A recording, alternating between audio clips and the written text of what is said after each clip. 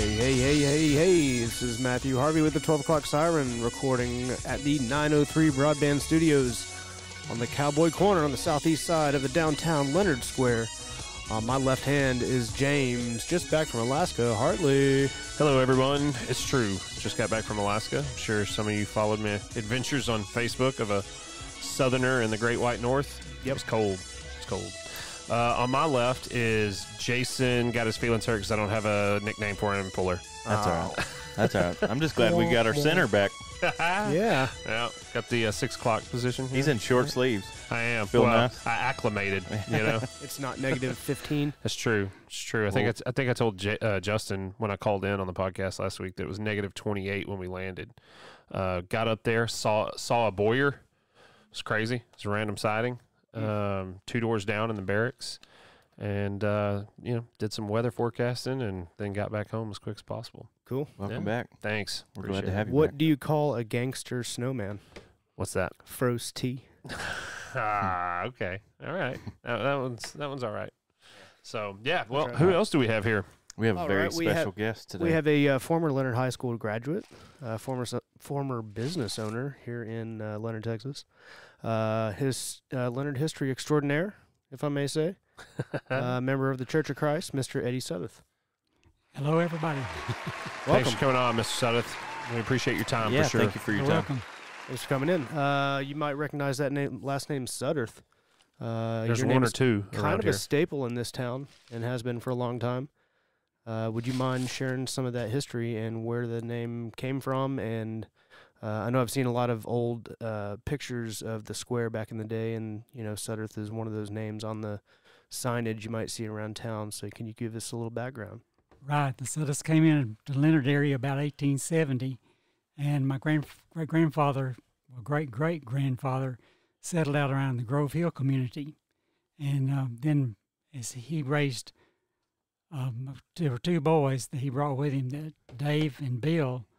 And Bill is Jerry Chenault's and that side of the family. And then David is my side of the family. And he had 11 boys and 1 girl. Wow. Okay. So there were a few Sudderths around back in the 20s and 30s. So. My goodness. They have that many for working, for labor? Yeah. Mainly for labor, yeah. Yeah. Except I don't think they were too good about working. Well, what did they do back then? I mean, so where did you say they came from? They came from around Atlanta, Georgia. Buford, Georgia is where they actually came from. In the 1870s? In 1870, yeah. Oh, wow. So what did they, do you have any insight to why they maybe picked up and moved? Was it just it's time to settle the West? And Well, it was right after the Civil War, and they decided they'd come this way because the land was worn out back in Georgia also. So Sure. it was just a better advantage, they thought, to come to Texas. So And that where Sherman marched right through, right? Down in Georgia, and Yes, Sherman's marched to the sea and burned right. everything? pretty much so. Yeah. So they said, hey, we're going to pack up and move. Right. Yeah.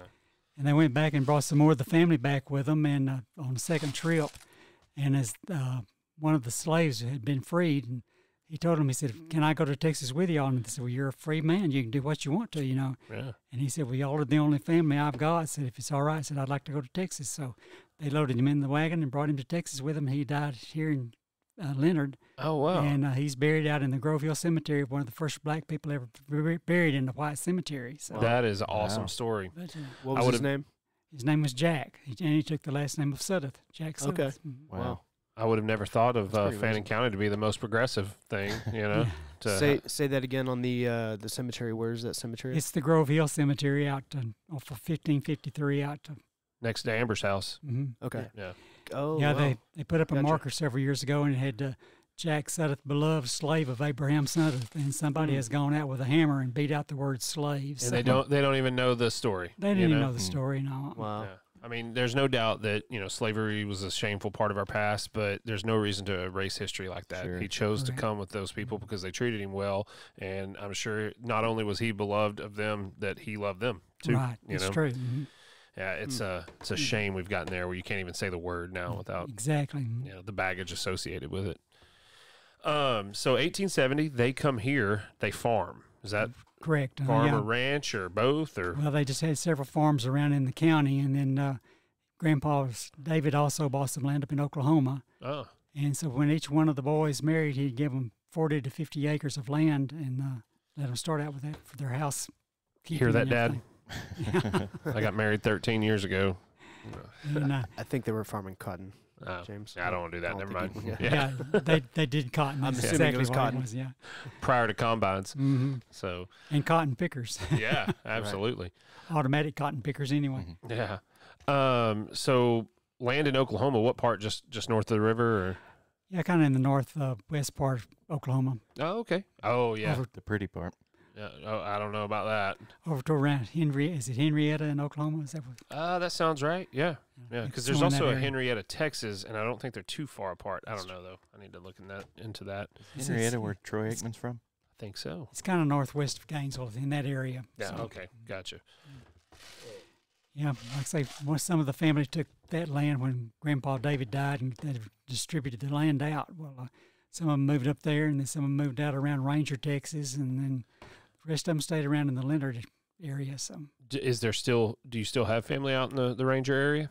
still have some out there. I never have met a lot of them, Right. but we have a few come by every once in a while looking for the family tree. So. Sure, that's cool. That's interesting. Mhm. My last name's Hartley, and that's not a super common name around here. And it's Matthew introduced me to a guy from Frisco, or I don't know if he was from Frisco, but in Frisco, he introduced me to a guy whose last name was Hartley, and we kind of did some back peddling and looked, and turns out we were related. Mhm. And I met a guy in the military whose last name was Hartley. Did the same thing. Turns out we were related. My branch of the family comes all from like North Carolina in that area. We did the same thing, picked up and moved down here. So I find it fascinating how when the West was settled and people started moving, the reasons why, and just the struggles that went along with it. And I can imagine, is there any kind of tradition in your family or any stories that you've been told about that time? Well, I don't really know why they left England, that area, to begin with, but anyway, when they first came to the States, they landed in North Carolina, Lenore, North Carolina, and then they moved on down to South Carolina, and one of the Sudderths married one of the Sumner girls. Now, whether it was the Fort Sumner's family, I'm not sure, but Same last name, though. same last name. Yeah. Do you And know then where we- in England? I'm not sure in England where they came from, but then when they came on into Georgia, then from Georgia on into Texas. So. So a lot of the store frontage on the square back in the day, I think there's a furniture store maybe. Yes, that was Sudderth? great Uncle Bill, Gil Sudderth, and Uncle Bill Sudderth had a pharmacy right beside him, Gil and Bill. Gil and Bill. And, yeah. Okay. And then that all burned out. Those buildings on the north side burned down in the late 30s, and Uncle Gil moved down into the building where the Leanne's Southern Charm is right now. In fact, I Okay. had on that building from the Summer House Flower Shop before that. Okay. And Uncle Gil had his furniture store, and the embalming parlor was in the back at that Gotcha. time. Oh, so- wow. Yeah, that's an interesting interesting combo there. Yeah, it seemed like that most furniture dealers were undertakers. Really? You know, Mr. Wilson had one on the west side, and he was also furniture and embalmer. So, I wonder what drove that synergy there. What, you know? Right here on the square. right, and yeah, Hmm. back then they didn't have the funeral parlors like we've got now, and they took the bodies back to the house usually for viewing and all till the family time started. Wow. My mother grew up or lived a part of her childhood in a 3-story house down around like Aquila and Waco and Hillsborough in that area, and apparently one of the rooms in there was used for viewing. It had a raised floor, and I always heard stories, and now like looking back and thinking about these stories, I don't know if they were just told to scare me or if they're ghost stories or what, but there was some pretty interesting stuff, man, that they used to do with that. Gives me the willies. And of course, back then they didn't have any air conditioning, so the back doors were left open on the alley back there. And I know J.T. Jackson said one time when he was a little boy, he always wondered what went on in that back room. So he stopped one day and nobody was back there. He thought, I'll just look in. So he tiptoed in and looked around the corner, and there was a body on the table. He said he jumped on that bicycle and threw gravel all the way down that alley man. trying to get away from it. He said, I never looked again. So what was childhood like for you here in town? Well, of course, I was raised out at Delby, which is a suburb of Leonard. The bedroom community for Right. Leonard. Mm-hmm. But that's where I was most of the summers because I always Okay. went to school here in Leonard. But it was great growing up here in Leonard. I said, for Halloween, as we got older, you got to go trick-or-treating. You go around town. You knew everybody. They all knew you. Yeah. Of course, that could be advantage and it could be a disadvantage. You didn't do too much that Mama didn't know about by the time you got home, as they always say. So, Well, let me ask too. You said you grew up in Delba. Was that community bigger at that time? there again, it's not Delba, it's Delby. Yeah, it is. It is. It's, You That's didn't good know to that? know. it's No. spelled it's spelled Delba, but it's Delby. always been called Delby. Yeah. Man. They Gre- say that has something to do with the old English version of that Oh. word. So I learned that in 5th grade when I moved here. Greg Oden called it Delby. Nobody told me that. That's where the Minchies were from. yeah, the Menchies, yeah. Anyway, it was Delby. That was it a bigger community there? Did it have its own kind of community culture versus Leonard? Yeah, but back years ago when they were first settling this area, first thing is like in Leonard, they had a saloon Sure. in Delby, and they had a post office, they had a cotton gin, they had a grist mill, Oh wow. and had several little buildings out there in the post office at that one time. Of course, that didn't last too long, and then it just became a little community. Sure. Just to have a school, but it's about a 2-room school. And they went there till they were about in the 5th grade, and then they came on into Leonard. So Oh wow. Wow. Man, that's interesting. I would have liked to have seen that then. A saloon out there. I mean, it's just crazy to think about. yeah, There is one out there, I think. Well, The pizza place. yeah, that's true. It's got a Ratty's. bar, yeah. It's got a bar. Yeah, it closed. Well, yeah, it did. Yeah. It was across the street from that. They said I where would the old imagine saloon so, was. yeah. Was it really? Mhm. Is it that like barn that's still Yeah, standing? that barn is new barn, but that's Yeah. about the area Okay. that it was in. Gotcha. Of course, this was back probably about 1890, somewhere along in there, that the saloon was there. So Yeah. it never was this when I was out there. So. Wow.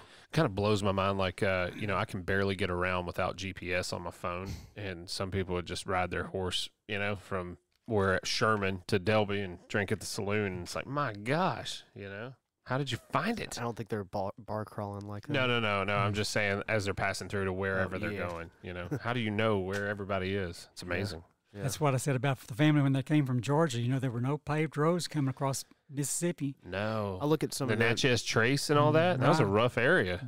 I look at some of the woods and just imagine how you would traverse that. And back in those days, it I must have know. been miserable.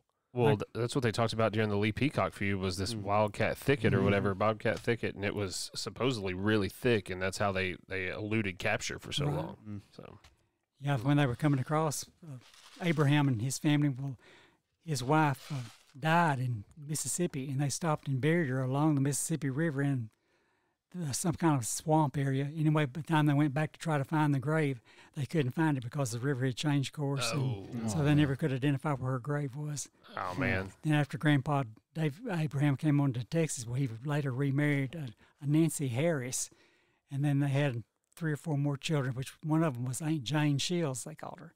Yeah. The old Shields home is still standing here. In fact, I had owned that at one time. really? It was- Wow. So that's I find it interesting that you have such a long history and you know your family history. How did you go about doing that?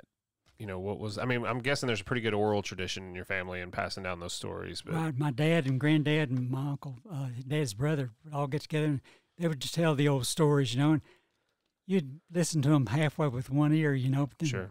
now you wish you'd written them down or Yeah, oh, yeah. recorded them. But and I can remember bits and pieces of some things, but like was one story about over in the Bailey area. My granddad was over there and part of the time, and that's where my dad was born, actually, over in Bailey, where Grandpa had given him the land over there. And so one of the guys over there at Bailey decided they'd fix the outhouse. So he took the corn cobs and turpentined them. And so there was a nice rude awakening for the guys that had to use the corn cobs, at the outhouse. Oh, man. I used to know the name of the man that did that, but I can't remember that anymore. So Practical jokes back then. exactly, Yeah, yeah. they were A brutal. bit much for me. Exactly. Turpentine. It's a much smaller world than it was then because, I mean, just the distance between Leonard and Bailey was a surmountable distance when it was horseback, or whatever. I'd like to point out that Eddie Sudderth brought up the porta potty talk. That's true. Right. That's true. Yeah, we always do that. So It's a running theme on the No. show that somehow we get to a porta potty and It wasn't too portable back then. No. well, yeah. but kind of just fits for the joke. Right. yeah, Now, that's absolutely. like Rex Clark, our police chief we used to have here. He always said, y'all's family trees don't branch very far because we're kin to everybody in Sure. Leonard and Trenton, Celeste, quite right. Mm. And I said, well, when you had to ride a horse to find a girlfriend, you didn't drive very far. So. That's right. So growing up in Delby, I would assume that there was a lot of farming going on. Yes, everything was farmland when I was growing up, and cotton farming mainly, and of course, corn. We didn't have maize back then. We had a little bit of oats and some wheat maybe, but cotton was the big crop back then. I remember one time my dad was a substitute mail carrier for a while before he was postmaster, and he was talking one day on one of the mail routes, said, someday this land will all be pasture land. And I said, oh, Dad, it never will be. We've got too much farming going on. Sure enough, here it is about 50 years later, 60 years, and that's what it is. It's all ranch land now. There's no farming much going on except for the Watson boys. They do some farming. But they're holding on. They're carrying the torch. The Lumpkins. What was your role? What was your role in some of that farming? As little as possible. Yeah. No, I did have to hoe cotton and pick cotton and hoe the corn, gather corn, stuff like that. So yeah, but when I got to be about 15 years old, I came to town. We had been to the Dallas Fair, the FFA group had. And so when my mother was working for Clarence Evans Grocery over on the west side where the museum is now. And so I was standing around waiting for Mother to get off so we could go home. And Miss Evans asked me, said, Eddie, would you like to work? And I said, I would like to. I'd do anything. So she said, okay. So they hired me to work at the grocery store. And that was just a daytime job at the one time, I thought. And so she asked me after a while, I said, would you like to work pretty well full-time on Saturdays? I said, you bet. So I got off the farm and came in. I'd rather peddle groceries than I had whole cotton. Yeah. So. Smart man. Got you out of that cotton field. And I had allergies too, and I said cotton and corn and all the hay, dust and everything, that did not agree with me. So allergies were a thing then. Allergies were a terrible thing. You had no antihistamine like you do now. Oh, man. So you just sneezed and dealt with it. Blew you know what. Yeah. That's awful. Because I deal with allergies. I know Jason does too. Yeah, I do too. I'm miserable with them. I can't imagine not having a Allegra or something. Yeah. Some people said they've just developed allergy, and I said, well, good. I said, I've had them all my life. I'm proud you can join me, and enjoy them as much as I have. So Misery loves company. Yeah, right. I guess. Yeah. Mm-hmm. What did the square look like back then? You said 15 years old. Entertainment wise, or stores and. Everybody used to come to town on Saturday night. Usually when we were kids out on the farm, on Saturday afternoon, one of the mothers of our neighbors would bring us over to the movie house, and we could go to the movies for 9 cents on Saturday afternoon and watch all the old cowboy serials and things like that. Cool. We'd stay there all afternoon. Then my parents would usually come on Saturday night, and we'd stand around. The men would stand out on the square and visit. The women would go into one of the like Wilson Furniture Store and watch TV or whatever, or stay in the cars and visit with each other. And the town was bustling. You couldn't walk down. The kids just kind of darted in and out between the grown-ups, Yeah. And then you get out on the square on the grass and get the little 10-cent glider planes that you could fly. And of course, it'd hit a tree and break your glider right quick. So I know that story. Right. Yeah. And then everybody would stay in town, till 9, 10 o'clock at night, and then everybody would go home. After the movie theater would let out about midnight.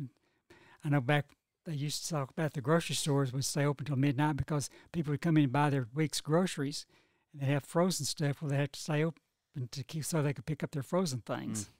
And so they used to stay open till midnight. And then when I started working, it was usually about 9 o'clock. And then we got where we could close at 7 o'clock. Of course, TV came in, and people quit coming to town on Saturday night so much. You stayed home and watched Perry Mason and Gunsmoke. Where was the grocery store? The grocery store that I'm talking about, the Evans Grocery, was over there on the west side on the north building of the museum. Okay. The museum? Where the museum is now. Okay. Then we had Kirkendall Grocery was over on the north side. And then we had Farley and Hill came in later on and put on the east side. Then we had Miss Rosa Hardman on the south side. Had Miss Pratt ran a little small grocery store on the south side been right here? Yeah, it's on your side of the street. Yeah, okay. And then Miss Barbie had a small grocery store over on the west side where the furniture store used to be in that smaller building right there beside it. Okay. Did any of these groceries run concurrently? Yeah, they were all in business at the same time at that time. Wow. Yeah. How big was Leonard then? Oh, there was probably about 1,100, 1,200 people. My goodness. Yeah. But people didn't have cars or didn't go out of town to buy Yeah. everything back then. You stayed in town and shopped. So Go to McKinney and Winco or whatever. yeah, you just didn't do that kind of thing. So. Right. So how oh, sorry, go ahead. no, go ahead. I was just going to say, how often did you go out to town or whatever to, McKinney or McKinney wasn't even a big town then. So The only time I ever went out of town was we would go to see my mother's sister in Garland, and we'd drive down maybe once a month or something like that. And otherwise, you stayed pretty much in Leonard all the time. So wow. your childhood memories sound pretty similar to Mr. Sutherland, who we had on a while back. Just about to say, and I don't know if you know Edward Sutherland. Oh, yes, I know him. Okay, his grandparents were the LaRose. Mhm. Yeah, I've got a script up here that he wrote for it's a cowboy western that he was interested in having like a radio style thing written up and done. Yeah. But we had him on the show 5, 6, 7 episodes in. Yeah. He's a real like good that journalist. Yeah, he's real fun to talk to, and we got a lot of his experience out of not moving, but coming here to visit with his grandparents. You just mentioned, who'd you mention? Les and Mary were LaRose. Yeah. They had the that's his LaRose. parents, right? It's kind of hard to say LaRose The lumberyard. lumberyard. Mhm. Right. And that's down here where Bear Creek Bear is Creek. now? Okay. Yes. Yeah. Then we had the Leonard lumberyard over here where the old Scotty Permanter's Yeah, place just back is here, now. yeah. Yep. So, I don't know where I was going with that. The lumberyard being over there on the Bear Creek side. Mhm. I just lost my train. Sorry. It's right there where the underpass is. And Matthew told me that you gave him a DVD to watch. I forget the title. It's Looking West and Beyond. Right. And it's about Leonard throughout the years. And in that, it talked about in the 20s, Leonard was booming. And Correct. I can only imagine that in the 20s in Fannin County, Leonard was somewhat of a hub, at least for all the small neighboring towns around here, your Celeste. And when I was growing up, we had 2 gins in Leonard that worked all through the fall, And our cotton platform down here by the railroad track, we had the depot at that time still, and the cotton would be on those platform down there just as thick as they could be, and then they'd ship them out by railroad car. But yeah, I think Steve talked about that also. Yeah. Steve said he worked part-time back here. Mm-hmm. I saw a picture recently of there's a lot of those first bales of the summer pictures. I don't know if y'all seen them on the Fannin County historical pages of how bustling it was back then. yeah, the gins would run all night. I know my dad would usually work at Abernathy Tucker gin, and he weighed cotton and did a lot of the book work for them. And when the cotton was really coming in, they worked all night long. Oh, wow. Did you guys, 24 hours. I didn't mean to cut you off. Did you guys go to the picnic back then? Oh, you bet. What was the picnic like in those days? That was the highlight of the year to get to go to the picnics. There were only 2 things that had ever happened in Leonard was the picnic and Christmas. I guess everybody would take a break for a couple days to go down there. Well, visit. it usually lasted from Monday through Saturday, and we had the Bill Hames Carnival back then, which was a real big, nice carnival. They had a lot of rides and everything. Not like today's rides are, but anyway, you'd go to there. We would usually come in on Friday night sometimes, and then Saturday night for sure. Everybody came on Saturday night. Yeah. And back then, you could ride for 10 cents a ride. Wow. You'd get a whole quarter, and then when that quarter ran out, you didn't ride anymore that night. You had to wait till the next night. But, Was there music and stuff at the picnic? yeah, they didn't have bands or anything like that, but they had music going all the time Sure. with the rides, and people would just sit out on the ground out in front of you had an entrance gate, and people would sit out on the front of the quilts and everything and visit with everybody as they would come in, Of course, the kids were all in the carnival area, so. Wow. Probably having a lot of family coming in from out of town, Yeah. I would assume. Exactly, yeah. Everybody came back for the picnic, so. Yeah. Yeah, so turnouts must have been insane. It was. We had a real good crowds back then. They'd come in, they'd probably be 400 or 500 people on Saturday night there at the picnic, Cool. So. It's really neat how much things change, but how much they stay the same. Because we still look forward to the picnic, too. Yeah. And I think there's kind of a returning to the picnic because the last few years it's been not as big a deal, but I think the Chamber's doing a really good job of bringing some attention back to Christmas and 4th of July and the picnic and all that. So I'm kind of excited to see where it goes. Yeah, the Clearly- picnic back when I was growing up, it's about like going to Six Flags now. Right, Wow. right. Yeah, see, I would love to see a return to that, where it's that big of a deal every year. Six Flags here. Well, yeah, you know what I mean. Didn't they buy some land? I think so. Yeah. So we talked about that was in the 20s and stuff, how Leonard was booming, and also in that DVD it talks about the Depression and what it was like around here then. I think Geraldine and some others were on there. Geraldine and my mother were both on that part of the interview. Yeah, they grew up during the Depression, and Geraldine's dad was a barber, so she said, they never did without anything. My mother's family all lived out Delby. Like I say, they were the Sal's, Reedy, May family, and they had land out there and farm. And Mother said they didn't realize how bad it was for people in town because they always had plenty of food. They grew all their stuff in the garden, and they would can all summer, and then they'd have stuff to eat all winter long. But said people in town that didn't have the land like that to farm with said there were a lot of poor, hungry people in Leonard. So, Goodness. Scary to think about. Sorry, I got ice in my mouth. I can remember, I was born in 1981. I've lived here my entire life, and most of my family has lived here.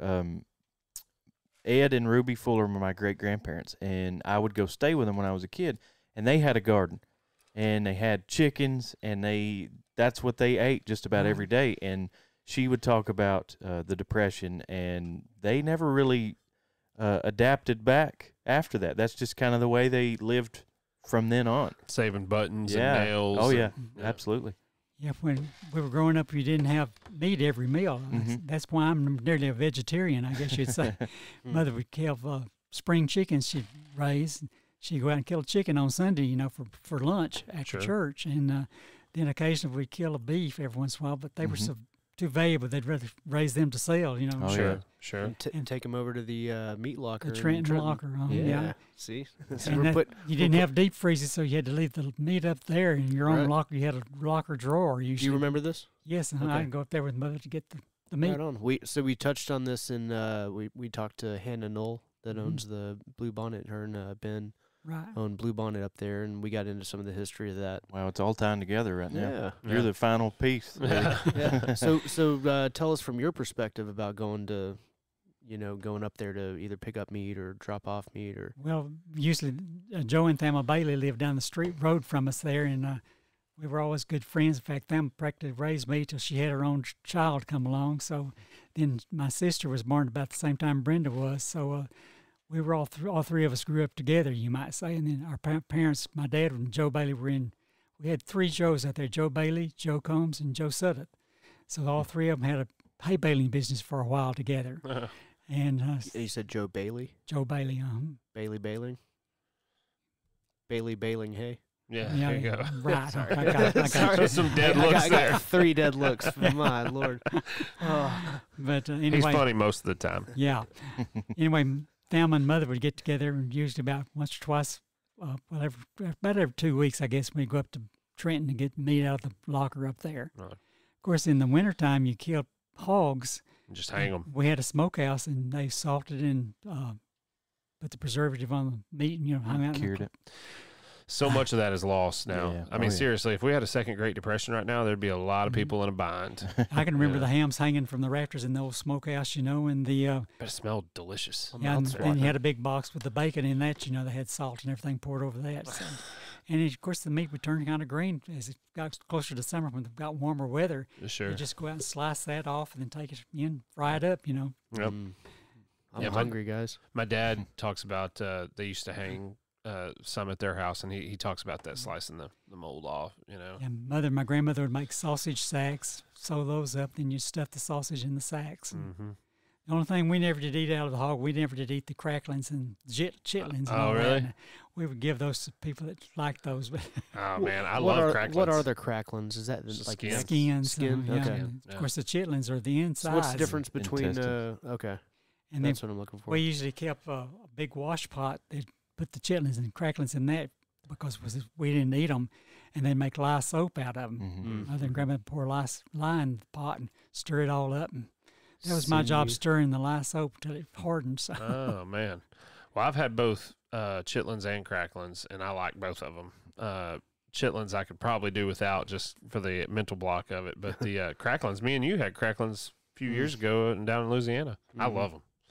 Well, that's kind of like what they call just pig skins in packages now that you get. Pork rinds. They're the pork rinds. Yeah, they're kind of crispy. I like pork rinds. Well, I do too. But if you really smell them, you might get sick.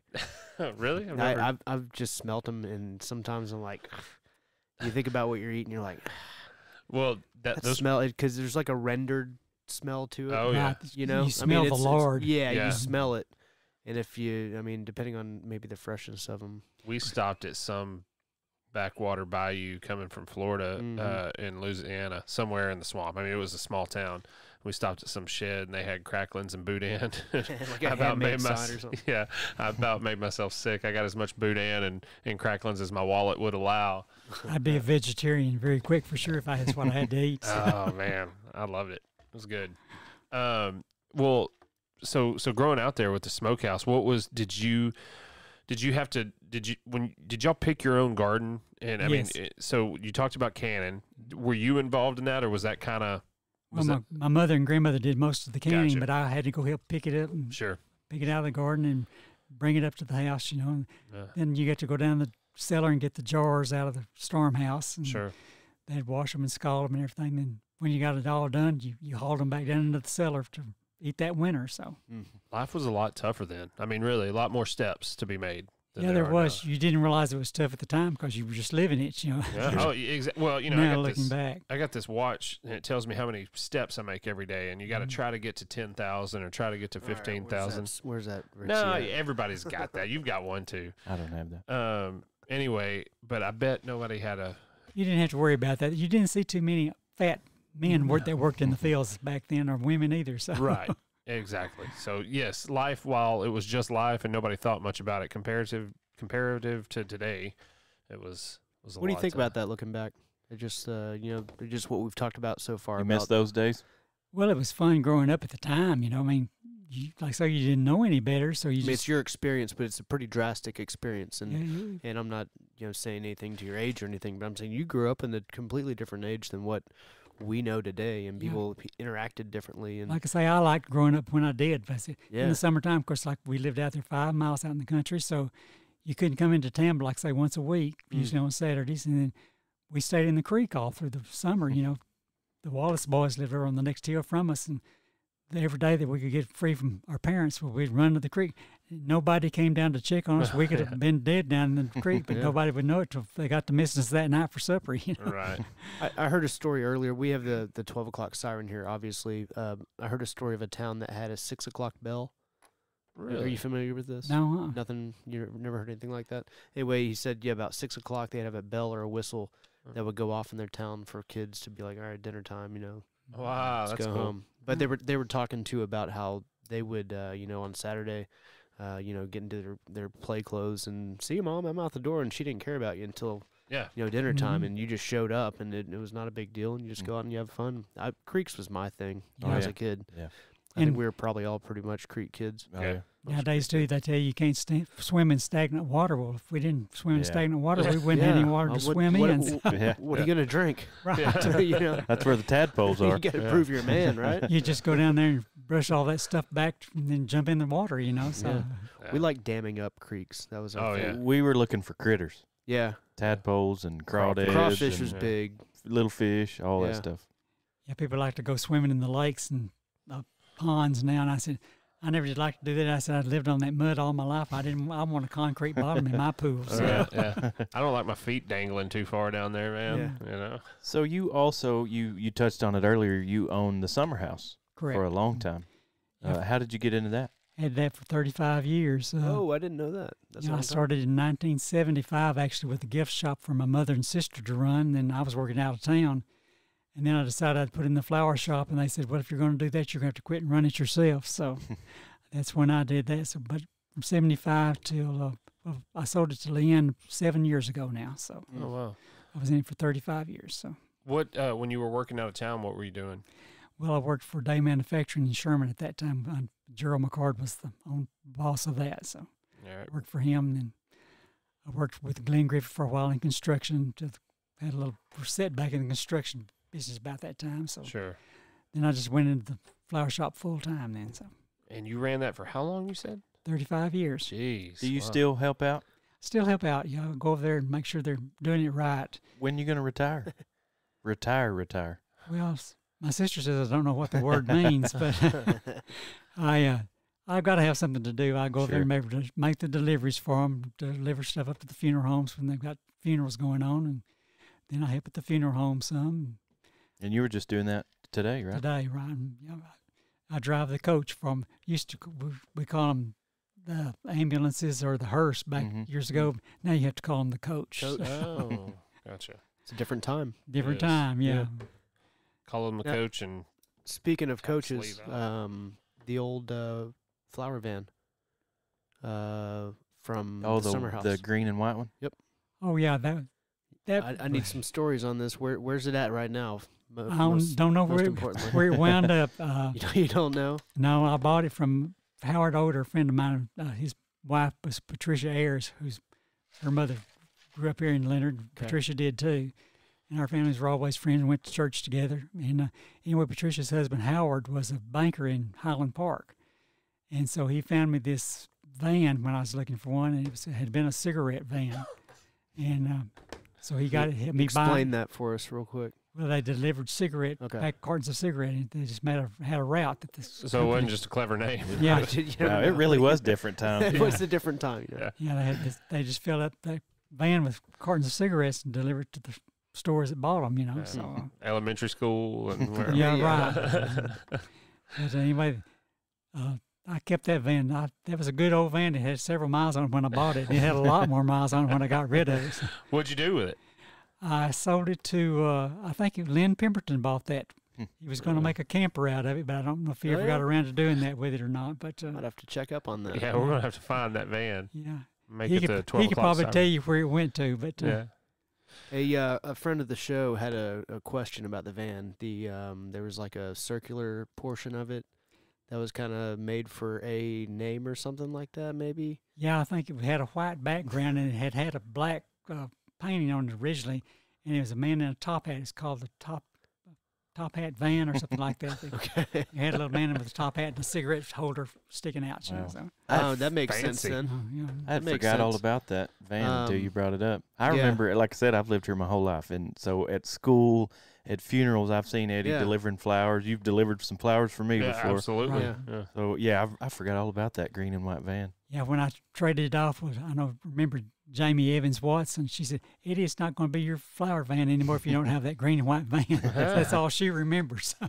Our friend of the show was asking about some sort of there's a place to put advertising on, maybe, and that there wasn't any advertising. Yeah, it seemed like I remember there big like white oval on the side. He said there was a big area faded for something. He was like, "What was he wanted to know what the plan was for that, or if there ever was." That was on there when I got it. Like I say, it had the top hat cigarette company. Okay, that's what they had. On there, so. Jim was asking. That's Jim McDonald was the one asking.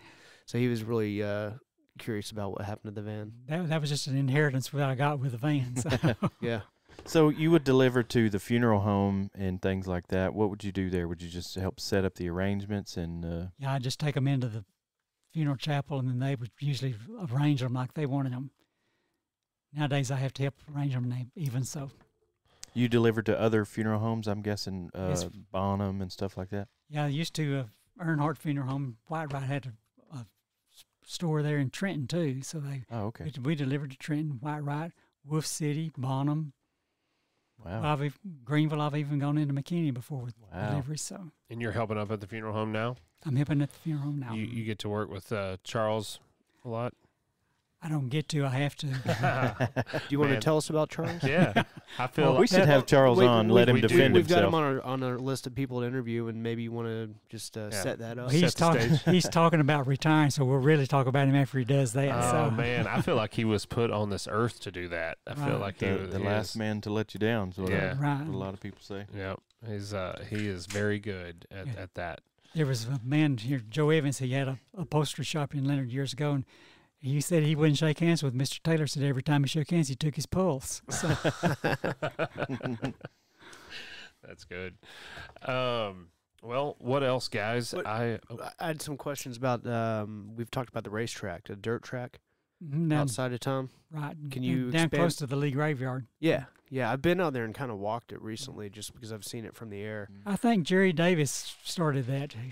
He had the land down there, I think, and he actually started that spot. And it was just old mud trackers, you might say, down there, beat up vehicles, you know. How long did that go on?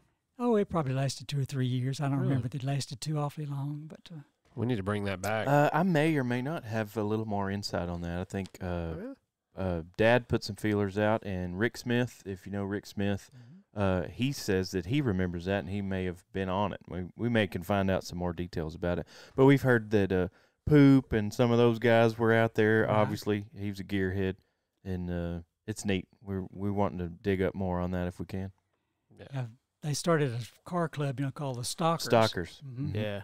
And there were Jim Blaine Leonard and David McBroom, Tommy Enzemier, and Sure. a bunch of that group were all into that, you know. So I think Huck's boys and Jim McDonald, some of those are still keeping the Stalkers going. right, Yeah, Yeah. they still got shirts anyways. yeah. Pretty Um, neat. This is switching gears a little bit, but going back to growing up here in the 50s and whatnot, how much like did the pop culture of America at large play into small town like Texas? You know, Rock music and Yeah, you know, you finally did what I asked you. You came up with a good, deep question there. I like that.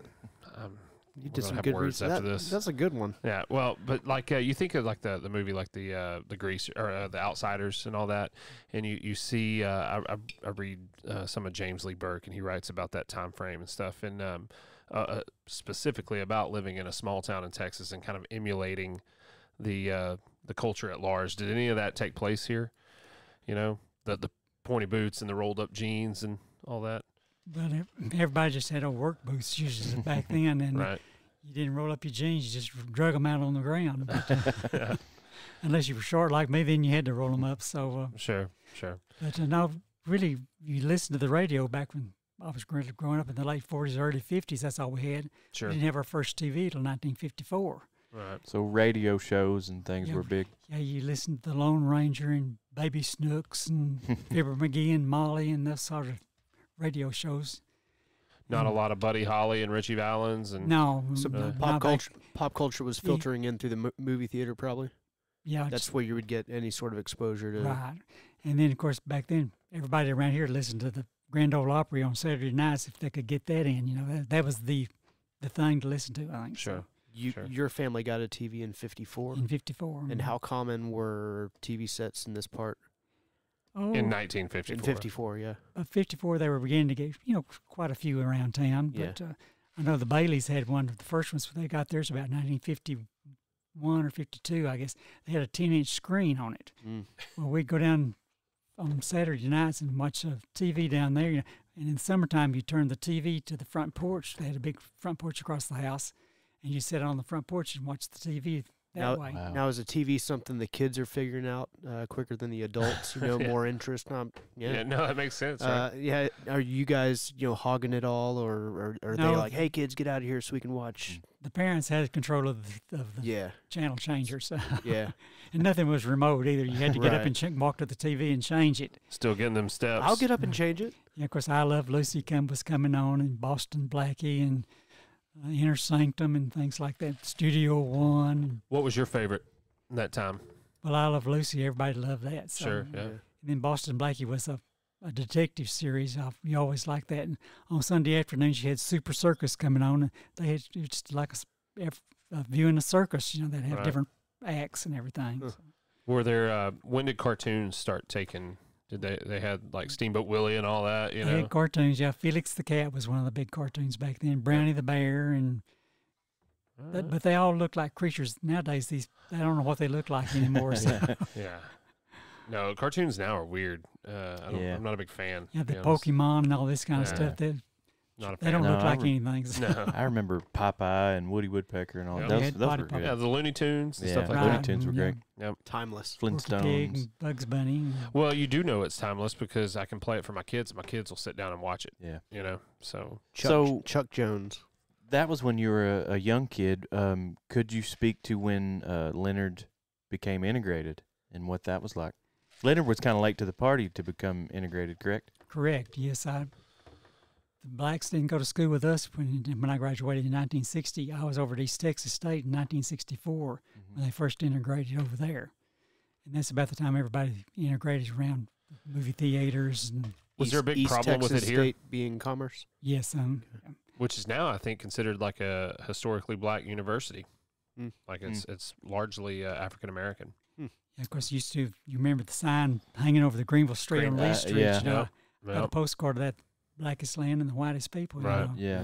And I wonder how quick that changed, and how quick I mean, obviously, racism is going to be something we deal with until the end of time because people are just broken anyway. But I wonder how quick the mentality changed from blackest land, whitest people to all right, it's fine, we're going to get along. You know, has it changed? I don't know. After the 60s, 1960s, I guess 1964, when after they started integrating, then you became aware.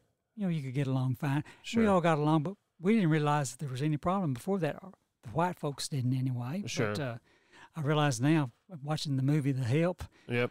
I said that is so typical of when we were growing up. You know, you just took for granted that's the way It's just the way it everybody was. lived. You just Sure. didn't think anything about it, you know. Right.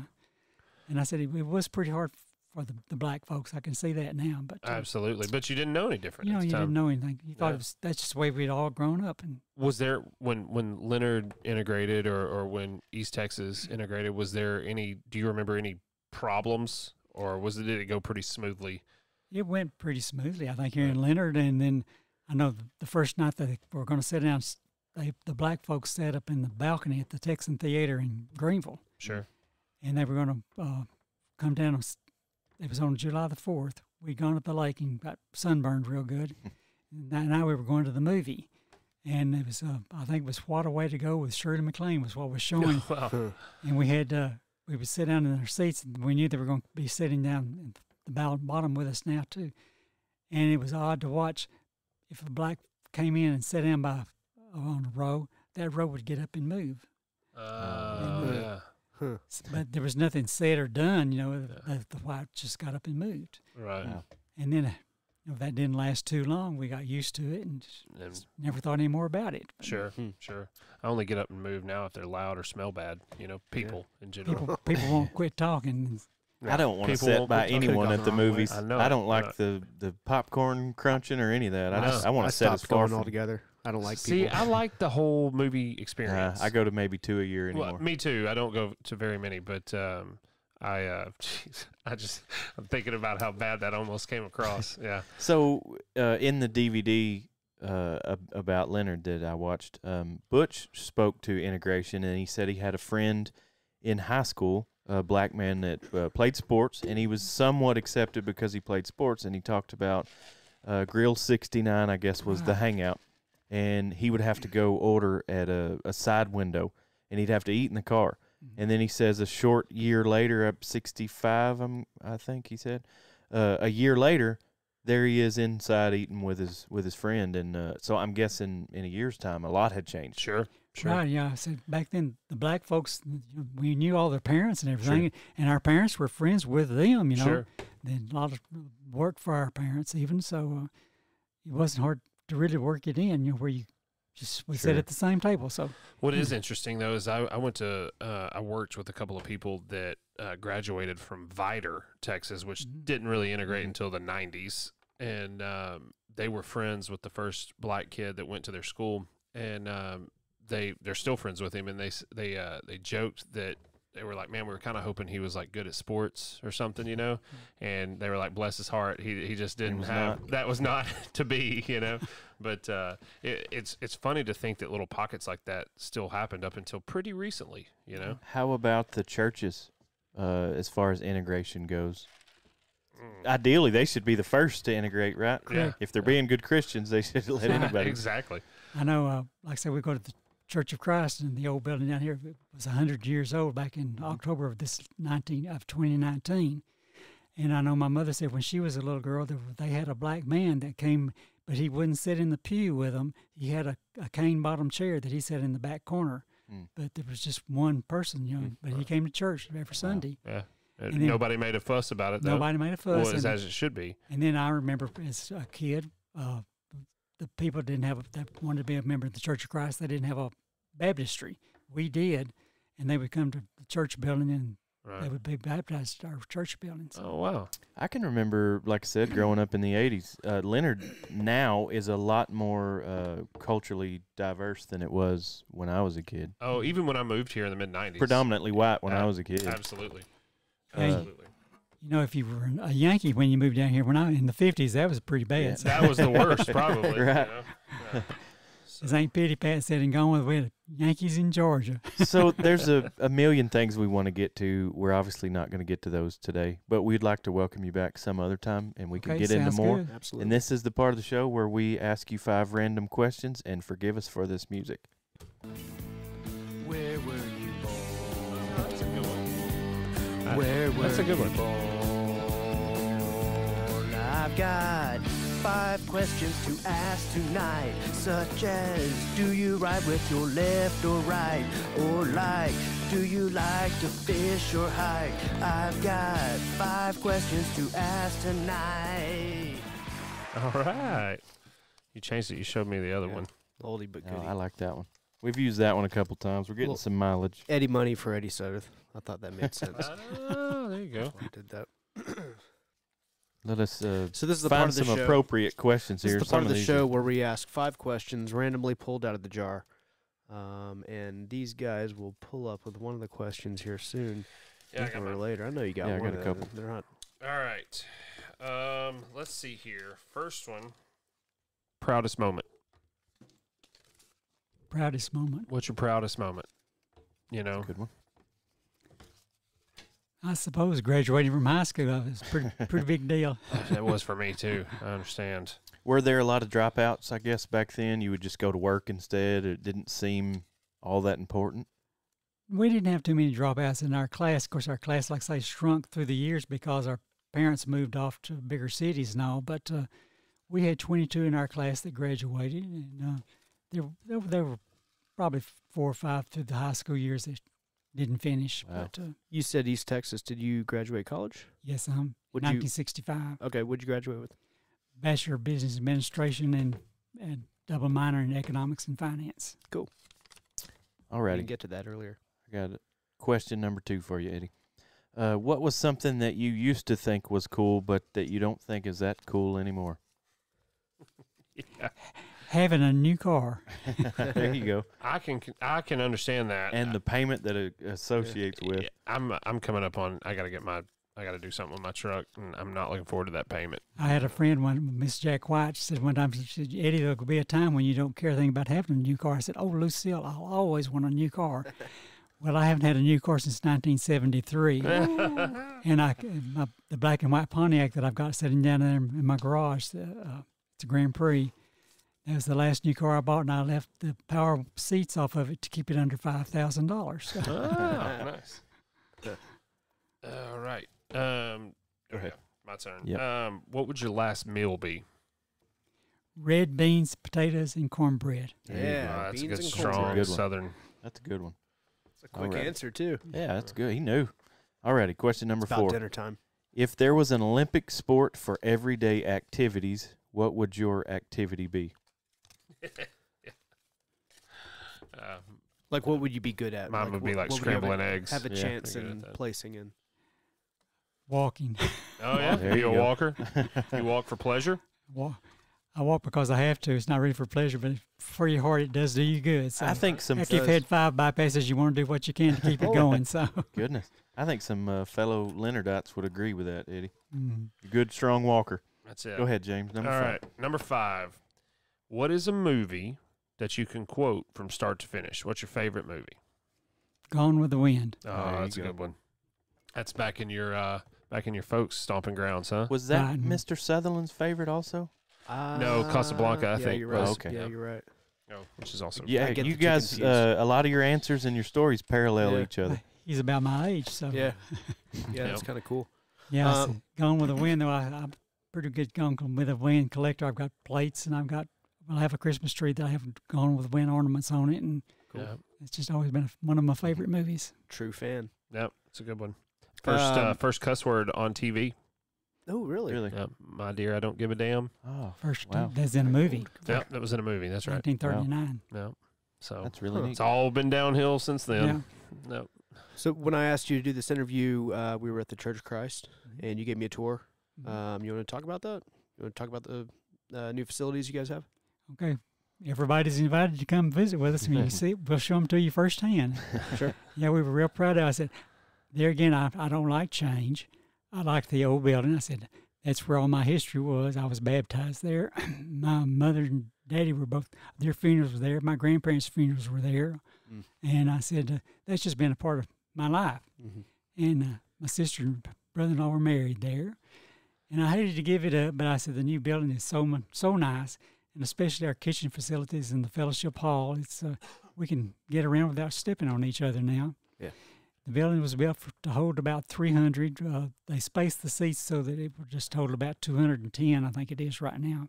But we've got the room that we can always add to it if we need to with new pews. But we're real proud of it. The nice thing about it, we've been in it a year, and it's all paid for. So Very cool. we've had very generous donors. Well, that's good. Wow. That's the Church of Christ out there on Highway 69. Just past the railroad tracks. Railroad track corner. Yeah, I remember the old building. Fun fact, I helped Nolan's floor covering when I was younger, about at 19 or so, and helped do the carpet in the old Church of Christ over here. I grew up Church of Christ also, so I mowed that yard a couple times with Jim. That's where Griff's funeral was. Yeah. Well, Eddie, we thank you for coming on, and there's a million things we'd like to get to. You'll probably get another invite here soon. So well, since it's not so bad, won't mind doing it. Yeah, I hope you enjoyed it. I did. I think you had a good time, and that was an hour. So it goes quick. Believe it or not. We'll let you get on out the door and get some dinner, and we thank you very much for coming in. Yeah, thank you for your time. Thank you, Mr. Eddie Sudderth.